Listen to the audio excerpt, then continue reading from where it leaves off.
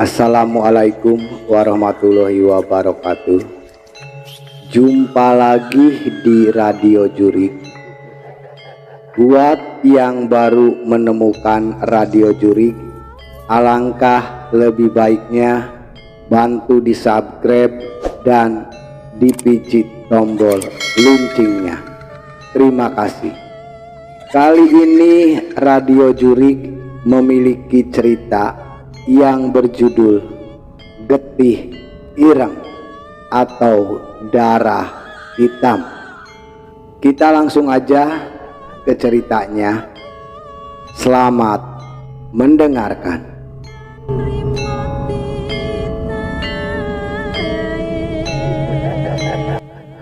Panggil saja aku Rina. Aku seorang ibu dari satu anak yang berusia 7 tahun. Saat ini aku sedang dalam ancaman santet dan mantan selingkuhan suamiku yang katanya akan membunuhku dalam 4 bulan sebelumnya. Hal yang sebenarnya aku sendiri sudah ada di titik pasrah. Bingung mau mulai dari mana. Aku berpacaran dengan suamiku sudah cukup lama, sejak aku masih duduk di bangku SMA. Dan dia baru lulus kuliah, kemudian memutuskan untuk menikah muda saat usiaku awal 20 tahunan. Aku sudah sangat percaya sama suamiku, meskipun rentang usia kami berjarak 8 tahun. Semua bermula saat hari pernikahan kami.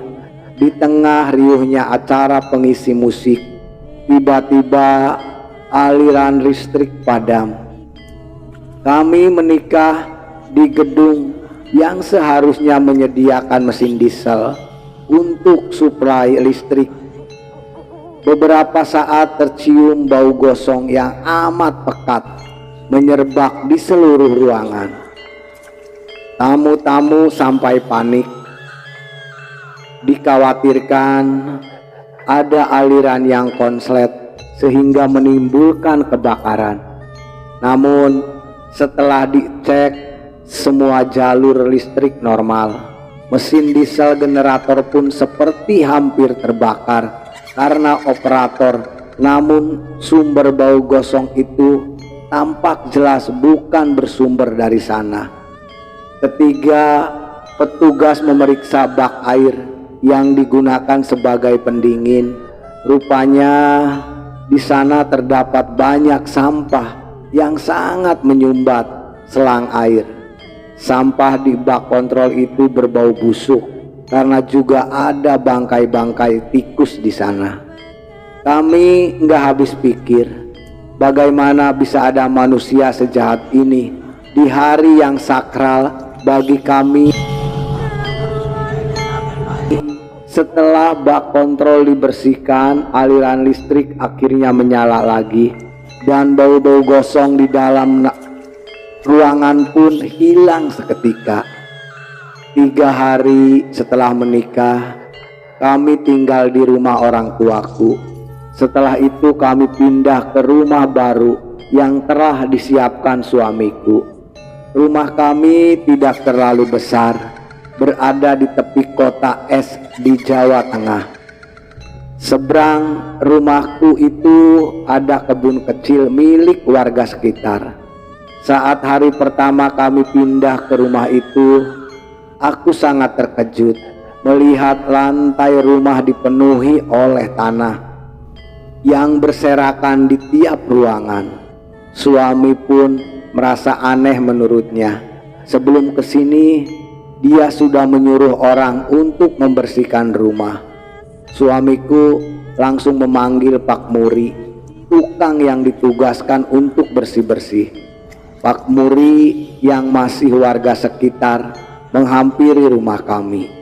Dia pun kelihatan kaget dan sumpah kalau sekitar 2 jam yang lalu dia dan istrinya sudah membersihkan Rumah tersebut termasuk sudah dipel semua ruangan. Karena mungkin nggak enak sama kami, Pak Muri langsung membersihkan lagi rumah kami. Aku pun tanya ke suami, ada lagi yang punya kunci ini selain kita dan Pak Muri, Mas? Nggak ada, kita punya 3 kunci. 2 ini ada di aku, 1 aku kasih ke Pak Muri, jawabnya sambil bingung. Malam pertama di rumah itu rasanya panas banget, padahal AC sudah disetel di suhu terendah.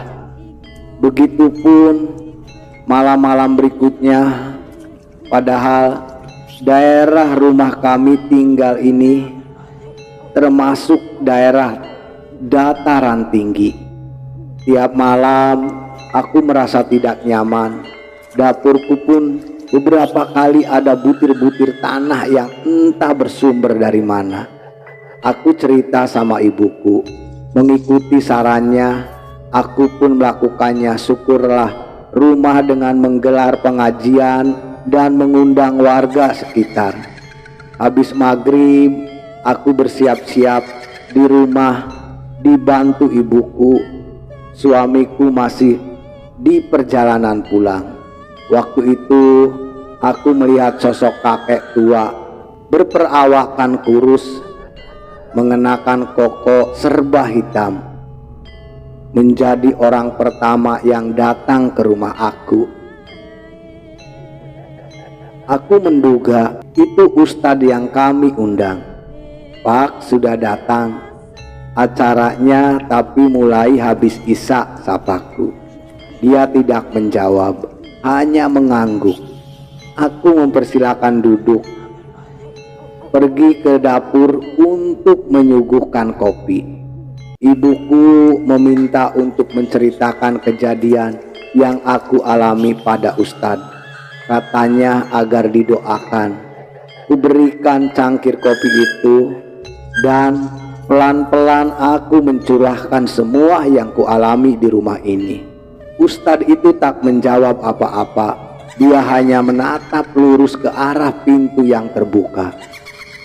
Aku minta tolong didoakan, Pak, agar nyaman dan selamat, ucapku. Kemudian pamit ke belakang karena tidak mendapat tanggapan apa-apa.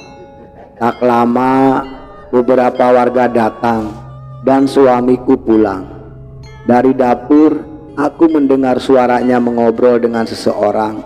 Aku menghampiri ke depan.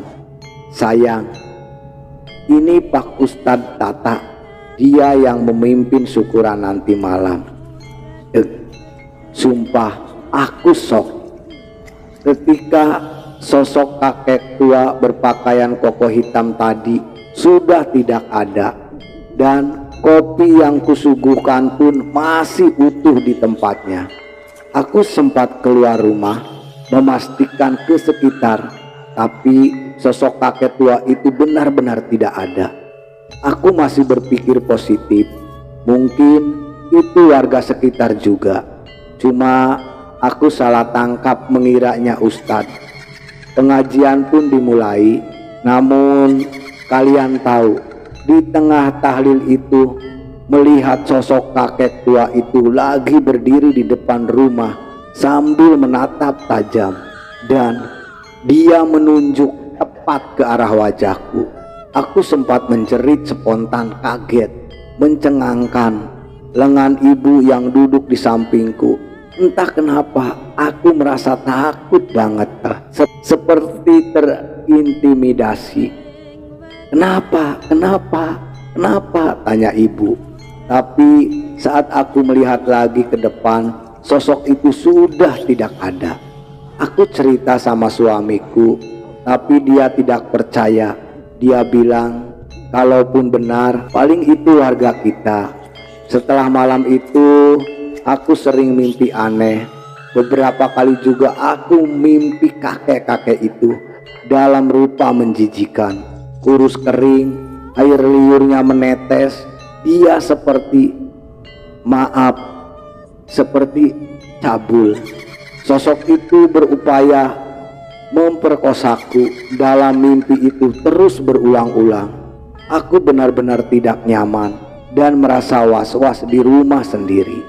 Semakin lama, bukan hanya hawa rumah yang panas, tapi hubungan rumah tangga kami juga seperti sumbu pendek. Kami kerap kali bertengkar untuk hal-hal yang sebenarnya sepele. Beberapa bulan setelah menikah, aku hamil anak pertama. Semenjak hamil, hampir setiap hari aku menyapu rumah dan menemukan tanah-tanah gempar berserakan. Kala malam, aku mencium aroma amis. Suara-suara gemuruh seperti taburan pasir juga terdengar di atap rumah. Beberapa kali dari kamar, aku mendengar suara derap langkah kaki berlarian di ruang tengah, tapi ketika diperiksa tidak ada siapapun. Memasuki kehamilan trimester ketiga, aku sering bermimpi kakek-kakek tua itu lagi. Bahkan sampai terasa amat nyata ketika aku melihat kakek-kakek itu bergelantungan di pilar-pilar kamar. Air liurnya menetes ke wajahku. Saat aku mau teriak, leherku seperti tercekik. Kakek tua kurus itu telanjang. Tulang-tulang rusuknya terlihat jelas, saking kurusnya. Seperti hanya tinggal tulang berlapis kulit. Kakek itu lompat ke atas badanku. Dia memperkosaku. Aku berusaha berteriak sampai akhirnya aku sadar.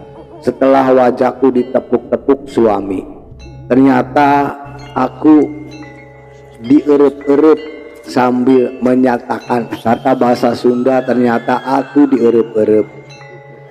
Suamiku kaget melihat aku menangis ketakutan. Perutku pun sakit banget. Aku pun pendarahan sangat banyak dan langsung dibawa ke rumah sakit. Sampai aku dinyatakan oleh pihak dokter bahwa aku keguguran. Sedih banget rasanya hari itu. Aku merasa gagal menjadi seorang ibu, merasa bersalah juga kepada suami. Ada yang pernah merasakan posisi itu enggak sih? Stres banget rasanya.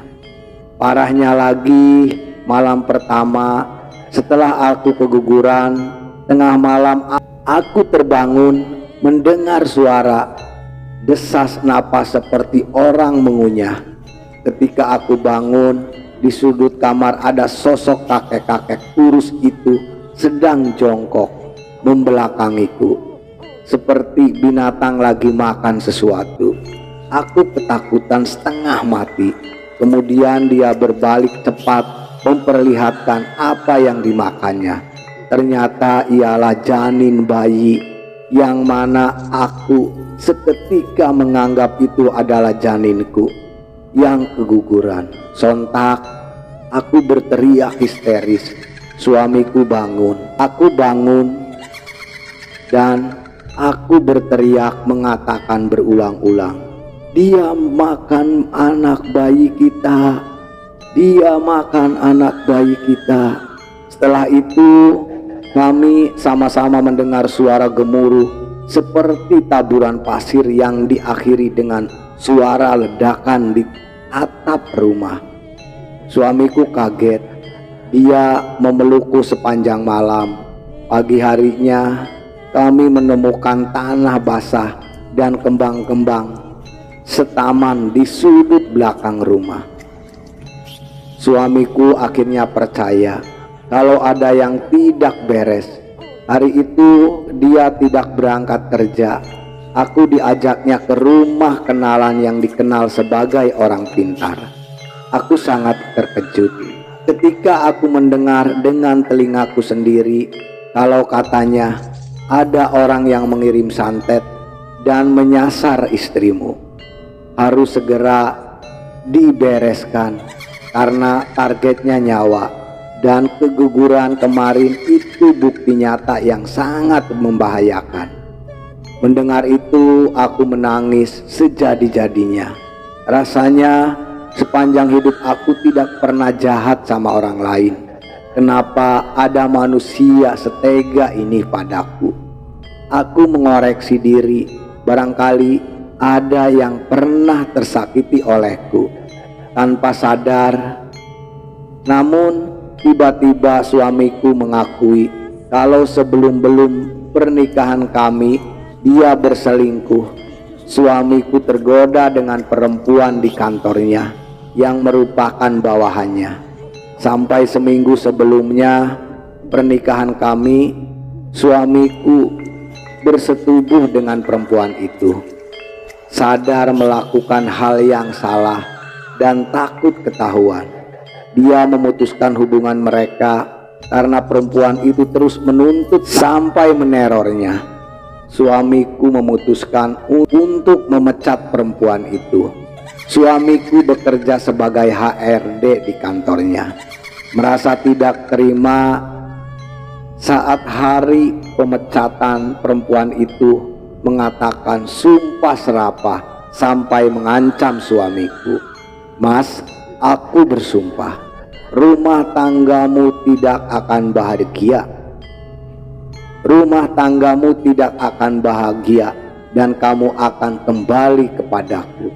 Itu kalimat terakhir yang diucapkan perempuan tersebut. Sejak hari aku mengetahui peristiwa santet itu, rasanya teror yang terjadi di rumah kami berkali-kali lipat lebih intensif. Aku merasa rumah kami sangat ramai dan panas saat malam. Bersama orang pintar itu, kami melakukan ruatan rumah setiap hari weton lahirku yang kami laksanakan terus-menerus selama berapa bulan. Sampai akhirnya aku merasa semuanya telah membaik dan masih di tahun yang sama aku hamil lagi. Semasa hamil, aku memilih lebih sering tinggal di rumah ibu karena sejujurnya aku masih trauma. Sebisa mungkin aku mendekatkan diri kepada Tuhan Yang Maha Esa untuk memohon perlindungan. Anak perempuanku lahir sangat normal. Dia tumbuh menjadi anak spesial meski terkadang emosionalnya tidak terkendali. Anakku sering tantrum kala malam. Aku masih berpikir itu hal yang wajar pada anak kecil. Sampai pada waktu aku hendak membuat perayaan kecil-kecilan untuk ulang tahun yang ke-7, aku membelikan beberapa kilo daging merah yang kusimpan di lemari pendingin untuk diolah besok. Namun saat hendak dimasak, daging itu mendadak tidak ada di kulkas.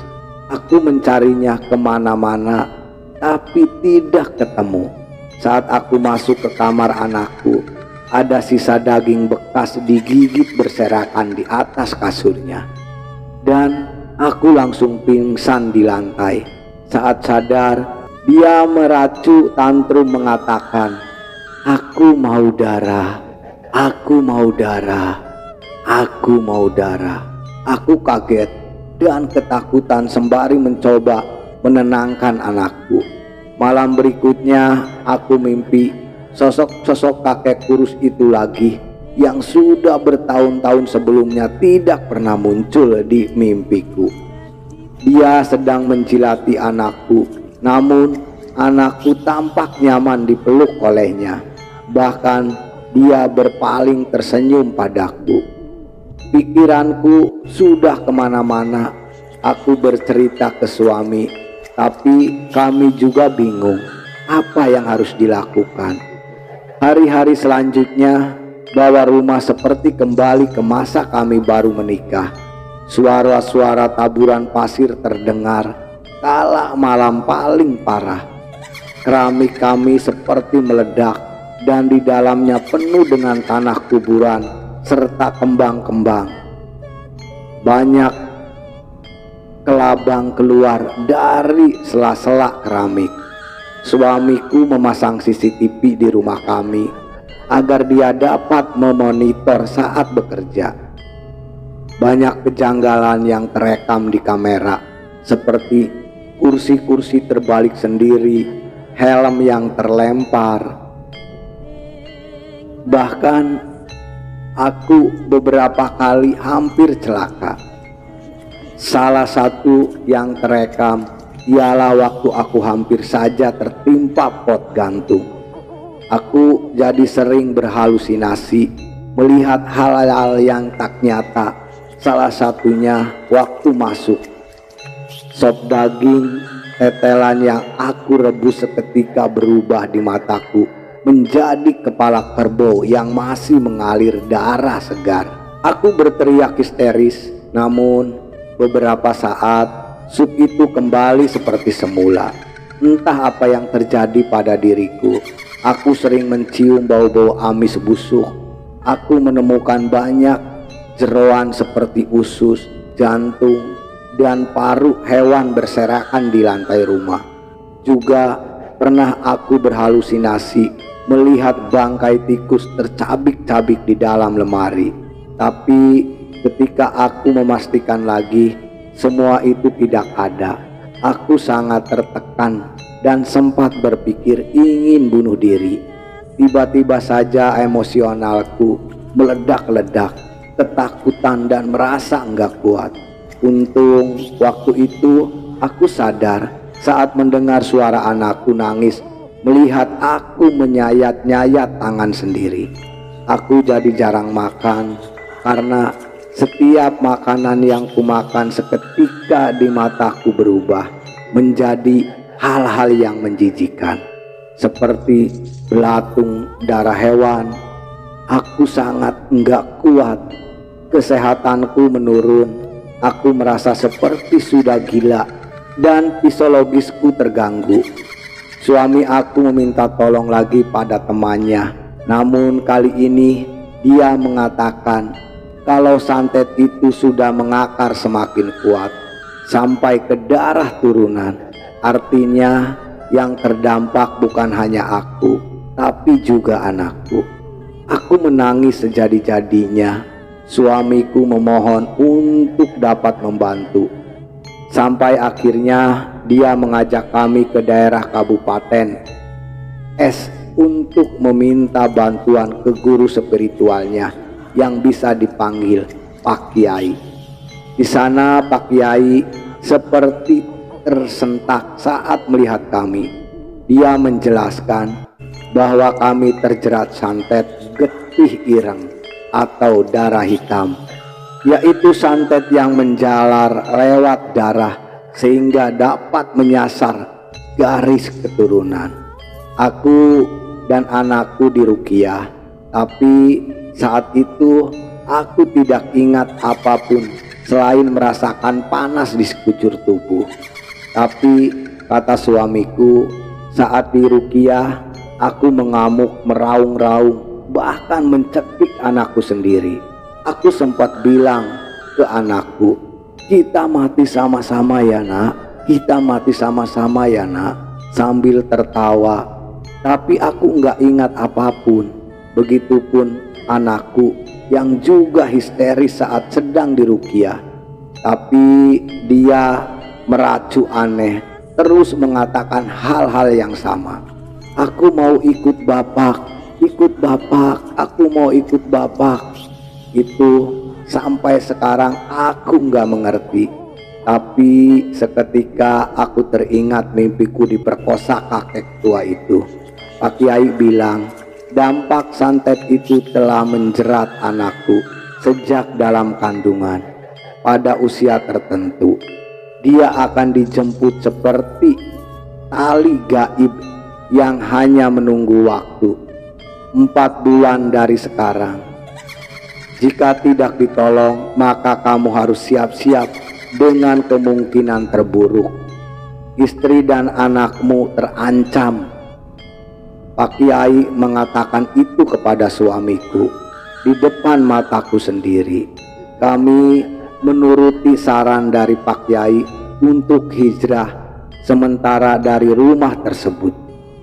Aku sekeluarga mondok di tempatnya, dan kami rutin di ruqyah juga melakukan ruatan diri.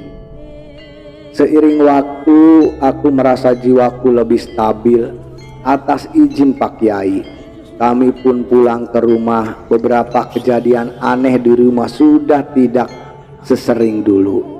Walaupun sesekali masih ada aku juga sudah tidak berhalusinasi lagi. Namun anakku sampai sekarang masih sering tantrum dan beberapa kali seperti kerasukan. Aku cuma berharap semua ini benar-benar berakhir. Kami sempat mencari perempuan itu. Ketika mendapati alamat barunya, perempuan itu seperti menghindar untuk ditemui. Mohon doanya agar keluargaku selalu diberikan keselamatan. Amin ya robbal alamin. Itulah cerita Radio Jurik yang memiliki judul Getih Ireng atau Darah Hitam. Selesai. Terima kasih buat teman Radio Jurik yang sudah mengikuti channel Radio Jurik. Alangkah lebih baiknya sebelum meninggalkan Radio Jurik, bantu di subscribe dan dipijit tombol loncengnya. Terima kasih. Agar teman-teman Radio Jurik bisa mengikuti cerita-cerita kami yang baru, yang lebih seram dan lebih horor lagi. Terima kasih buat teman Radio Jurik semuanya. Selamat beraktivitas dan tetap semangat.